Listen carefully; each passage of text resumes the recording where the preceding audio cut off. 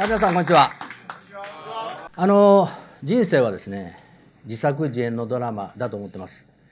私は京都で生まれて、少しだけ奈良にいたんですが、ほとんど京都で、特に、私に影響力を与えたのは洛西中学、洛西高校というですね、カトリックの男子校、そこで私は野球しかしていません。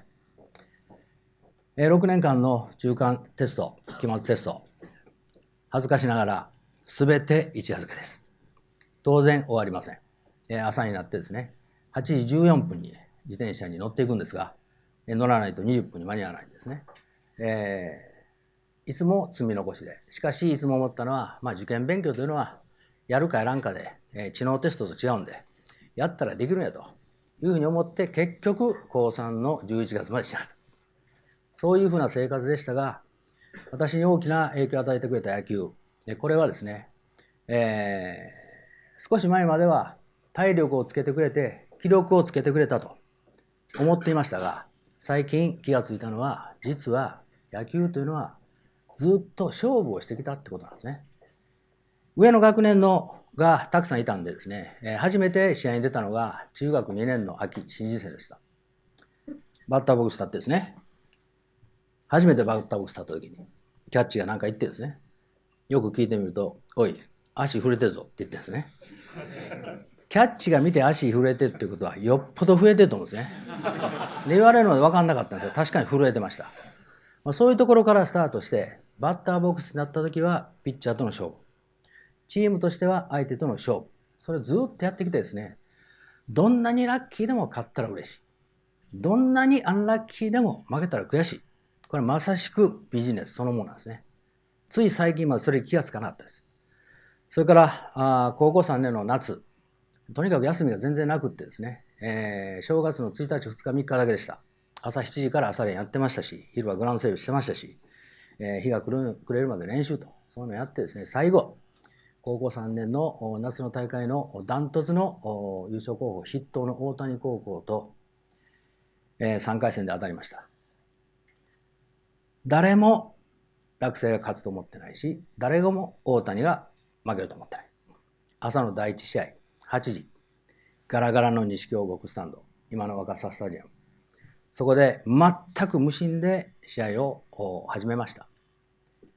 今でも覚えているのは、9回の裏2対0で勝っていて、私のポジションのショートに守りに行くとき、あれもしかしたら勝つかもしれんと初めて思いました。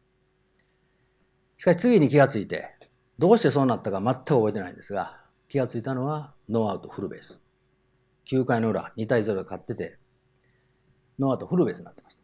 その時何と思ったか、やっぱり大谷は強いなと思いました。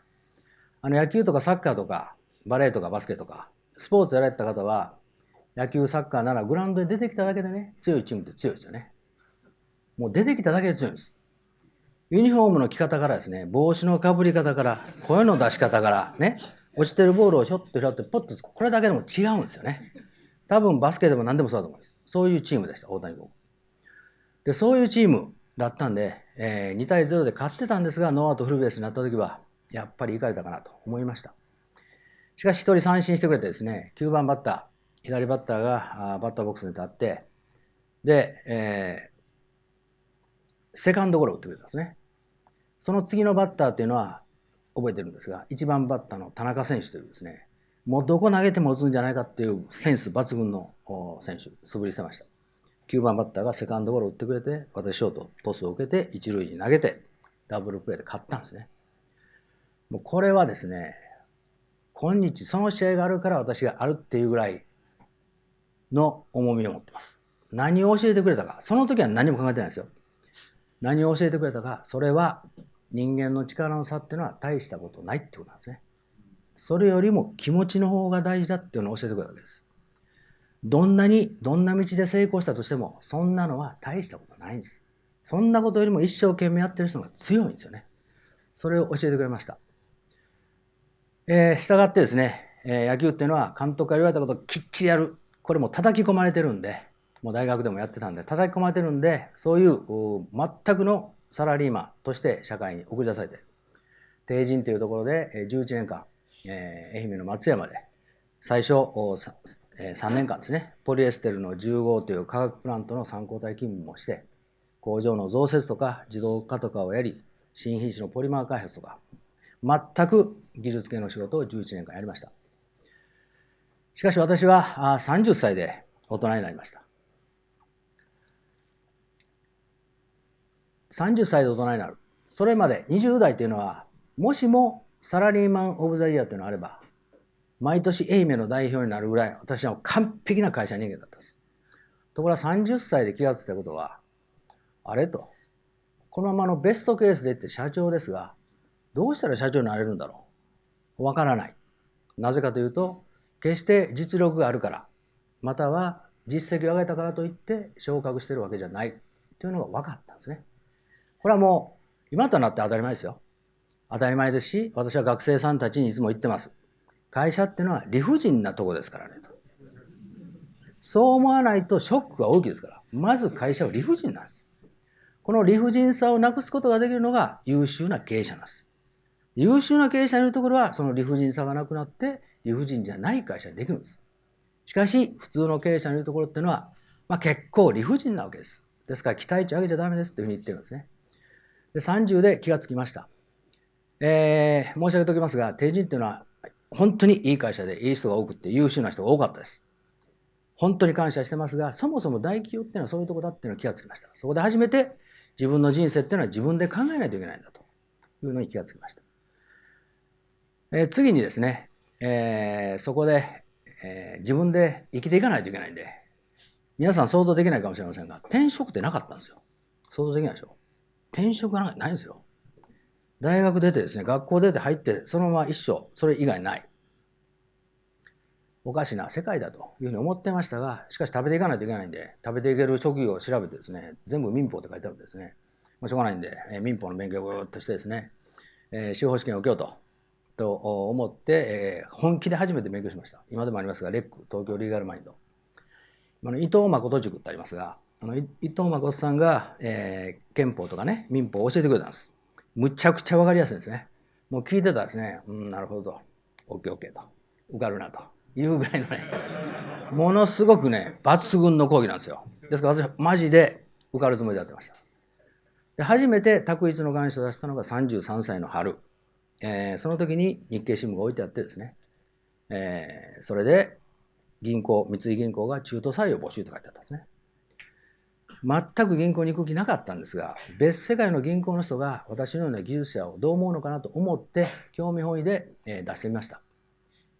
そしたら面接来ないかと言われたんで、松山から飛行機に乗って羽田に行って、それから面接をこうやって初めて M&A って聞いたんです。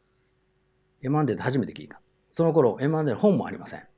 そういう頃です。今から31年前ですね。で、その時に、M&A の説明をお伺いして、帰りの飛行機の中でとりあえず銀行に行こうというふうに決めました。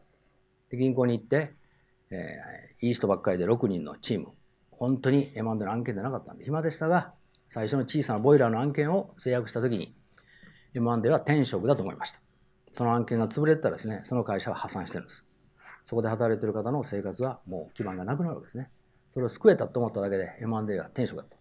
そう思って、銀行にいましたが、最終的にですね、銀行で、いろんなことにチャレンジさせていただいて、初めての破産の案件だとか、1兆数千億の破産の案件だとかですね、やらせていただいたり、そこで一皮むけたと思いますし、それから44歳で、ユニゾンキャピタルという投資ファンド、当時なかったですが、投資ファンドですね。ですから収入がゼロになる話でしたが、やってみようということでやってみて、380億円集まって、全部7社投資しました。東ハトとかですね。しかしながら、やはり日本型のね、投資先を最も愛する日本型の投資ファンドを作りたいというふうに思って、ユニゾンキャピタルは1号ファンドだけ参加して2号ファンドから参加しませんでした。しかしすぐに、協業非紙ノンコンペティションのアグリーメントがあったんで、同業1年間やっちゃいけなかったんで、その間に GCA っていう M&A のアドバイザーの会社を作って2004年ですね。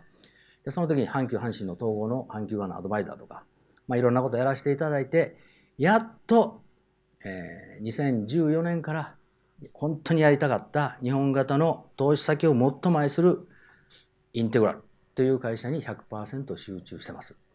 その中の一つが、スカイマークなんですね。要はですね、ど真ん中のストレート投げた時にボールって言われたらやる気しません。野球のピッチャーがどうして一生懸命考えて投げるかというと、ストライクゾーンに投げればストライクと言ってくれるからですね。同様に、いい会社の基本はストライクゾーンが明確で、ストライクゾーンに投げた人はよくやった、ストライクと言ってボーナスが上がり昇格する。人の評価がいい会社の基本なんですね。また、それは無理でしょということをいろいろ私日本で初めてのことやってきましたが、だからこそ達成感があるんです。できて当たり前のことやったって達成感ないでしょ。そんな無理だよっていうことやって、できて初めて達成感。そういう経験をすると、誰でもできることってなかなか力入らなくなりますが、そういったことにチャレンジします。それからこれスカイマーク、全国10カ所飛んでます。130便余り。それからこのぐらい、羽田中心ですね、飛んでますが、これは皆さんにぜひ申し上げたい。スカイマークはもともとですね、7社中7位とか定時出発率が最下位の会社でした。数年前まで。で我々が参加したのが2年数ヶ月前です。でその時に決めたのが、まず一番に安全。次いで定時出発率の日本一を目指そうって言ってきました。その時はまだ11社中7位です。で昨年度11社中3位になり、ついに今年度2017年度の国交省が先々週発表された定時出発率11社中上半期1位になりました。これはですね、ありがとうございます。これはですね、メンバーがガラッと変わったわけじゃないんですよ。野球でいうとチームのメンバーが同じなのに最下位から1位になったんです。何が違うかというと気持ちなんですよ。お金をかけたわけでも何でもないですよ。みんなの意識が違うだけなんです。これが欠航率の低さと、定時運行率の高さ。今、日本で、一番なんですね。今、社員の皆さんに申し上げているのは、今は駅伝でいうとね、先頭集団の競ってる中の1位なんだと。そうじゃなくって、我々が目指すのは、青山学院のね、10区。2位から1位の背中が見えない位置。これを目指そうということで、この2つについてはそれを目指します。また顧客満足度も実は肉薄して今2位なんで、今年1位でおります。で今回、学んだことなんですけども、人間の力の差は大したことないと。要は気持ちで勝ったわけです。それともう一つですね、富士山に登りましたが、登ったことがあることをご存知のように、山頂におられる方っていうのはみんなバテてますね。バテてますが、富士山の山頂におられる方は全く例外なく、全員家を出るときに富士山に登ろうと思った人だけなんですね。そうですよね。ところが、京都の清水寺とか、金閣寺とかにいる人の何割かは、家を出るときには行こうと思ってなかったけれども、天気が良かったんで足伸ばしてきた人がいるんですよ。富士山はいないですね。何が違うのかというと、あるレベル以上ハードルの高いことはやろうと思わないとできないということなんです。まさしく定時制日本一というのは、もしもですよ、我々が定時制向上させましょうって言ってやってたらですよ、気がついたら日本一でした。これない。日本一になりましょうと2年間言い続けて、写真撮るときも常に一番ポーズでやってですね。で、日本一獲得したんですね。ですから、難しいことっていうのは目指さないとできない。それから、犬飼ってる方、お分かりだと思うんですが、犬っていうのは尻尾を見ればですね、精神状態すぐ分かりますね。嬉しかったらピッピッと振りますし、不安だとくるっと丸めます。人間尻尾がついたらですね、世の中ものすごく分かりやすいですね。もし皆さん尻尾がついたらですよ、なんかつまんない話してるなと思った尻尾がね、面白いなったらピッピッピッと振れるでしょ。ね。また人間尻尾がついたらですね、いい会社に行けば楽しいので、尻尾振りながら仕事してる。そういうところと仕事じゃいいですね。分かりやすい。しかし私は仕事柄、いろんな会社に行きます。いろんな会社に行って思うのは、人間の尻尾はですね、目なんです。いい会社で働いている人の目は生きてるんですね。私はこのスカイマークを通じて、まだですね、修行中なんですが、この2年余り、初めて事業会社の経営に関与してるんです。それまで投資はしてましたが、完全に関与したことはなかったんですね。ここで感じたのは、始めた時と今の皆さんの目の輝きが違うということなんです。ただ、マラソンでいうと、まだ15キロ地点だと思います。やることはいっぱいあります。で、最後にですね、人生100年。今95歳で亡くなられる方がおられても誰もびっくりしないですよね。ということはね、皆さんね、ほとんどの方がね、100まで生きるんですよ。と思われるかもしれないけど、生きるんですよ。その100まで生きた人生をぐーっと圧縮してですね、3時間のドラマにしました。ドラマにしてですね、なんか上司がどうだとかね、それから会社が面白くないとか言いながら飲んでる、ね、見たって面白くないでしょ。ね。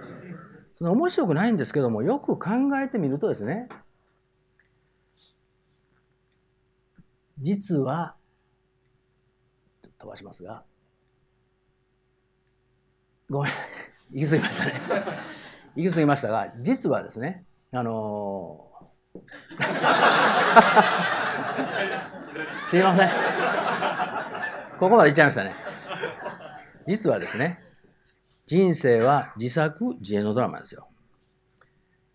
自分の人生ね、3時間のドラマにしたときにね、自演、主演は自分ですよ。そうですね。けれどもよく考えてみたら、シナリオも自分が書いてるんですよ。誰も身柄を拘束されてるわけじゃないですから。飲んでですね、上司がどうだとか会社がどうだ言ってるの。上司が悪いわけでも会社が悪いわけでもないんです。その面白くないのを変えない自分が悪いんですよね。言いたいことはいっぱいあるんですが、あと30分ぐらい必要なんでですね、ラストメッセージとしてですね、今、すみません、失礼ですが、おいくつですか？ 46 歳。40歳になれた時、40になったと思ったでしょ。30の時、30になってしまったと思われた。大体9割9分の方はそう思われるんですね。ですけど、それはどうしてそう思うかというと、40になった時に、30代であれやっときゃよかった。あれもうできないなと思ってなってしまったと思うんですよ。けど皆さん、ご自分の年齢に10歳足した世界をイメージしてください。46歳の方は56歳。どうですか？別世界でしょ。ねえ。イメージできなくなる別世界でしょ。私64歳なんです。私の同級生はほとんど引退してます、定年で。しかし私は去年フルマラソン4回走ってます。ね、何が違うか。60歳あるいは64歳で、定年だ。それに向かってハーフマラソンを走ってきた人はゴールしてるんですよ。一生懸命走って。で、そこからね、はい、もう一回ハーフ走ってくれ。これできないですね。私はフル走るつもりで64来てるんです。ですから中間点ちょっと過ぎたところなんですね。ですから10年後から見たらいくつになってもですね、10年若いんです。56から見たら46、もうすぐ若いでしょ。10年後だったらやる気もしないけれども、今だったらできることがいくつになってもっていうのが大事なんですが、いくつになってもいっぱいあるんですね。ですからもう年を取ったなんて思うのは死ぬ瞬間で十分です。人生は自作自演のドラマですから楽しくいきましょう。ご清聴ありがとうございました。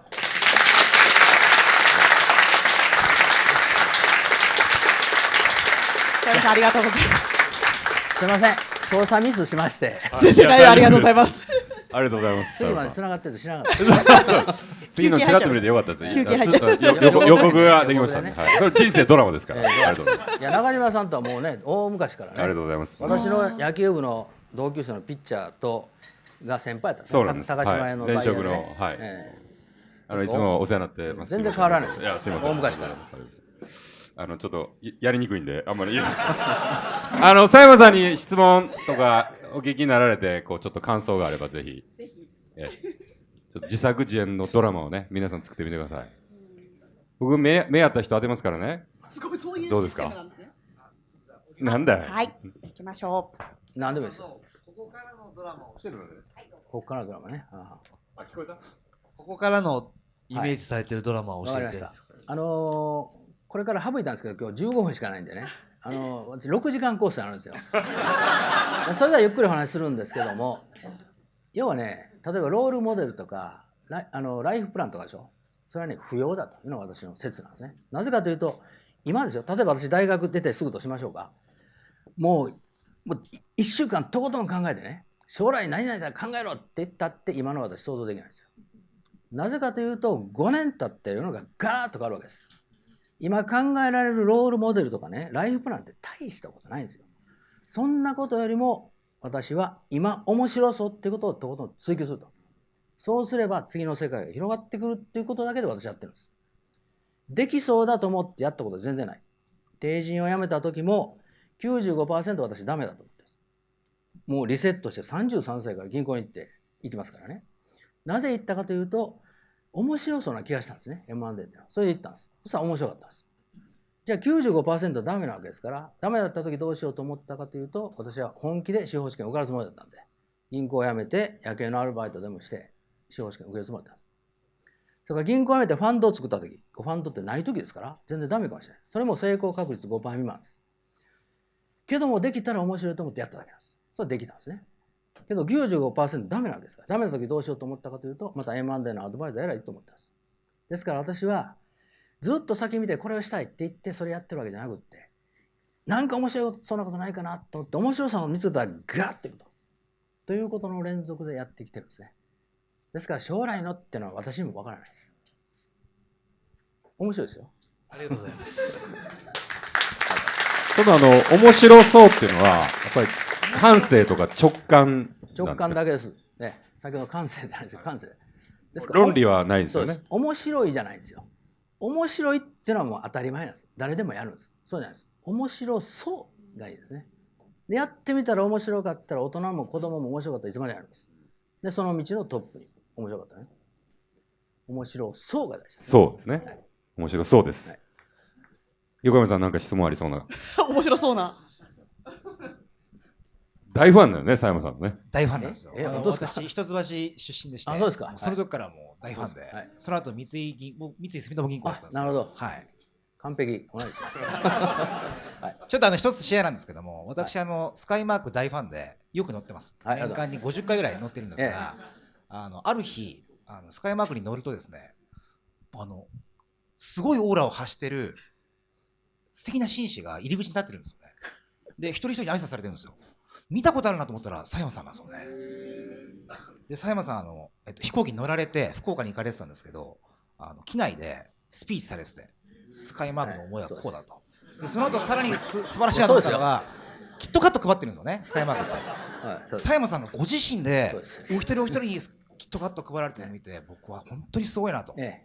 僕ははい、もう本当に感動したんですけども、これはね、私スカイマーク投資してからね、会長として行って、もういつもありがたいな思ってたんですが、最初の頃はね、後ろの方の30番ぐらいの通路席に座ってありがたいな思いながらも何もしなかったんですよ。ところが2年前の4月の下旬にですね、タイガースジェットというのを飛ばして、タイガースのユニフォーム着て一番最初に乗って、ありがとうございますって言って、で離陸して皆さんにこれタイガース便ですって言って説明したんですね。ありがとうございますと。でお見送りしたんです。でタイガースのうちわ配ってね、これだと思って、それ以降ずっと毎便一番最初に乗ってお礼を言って飛び立って必ずスピーチをして、それから今キットカットを皆さんに配ってます。ありがとうございます。その通りです。はい。佐山さんに買収してほしい会社があれば、ぜひ言っていただくと、キットカット配ってくれると思いますのでね。はい。よろしくお願いしたいなと思います。そうですね。素敵なお話をありがとうございました。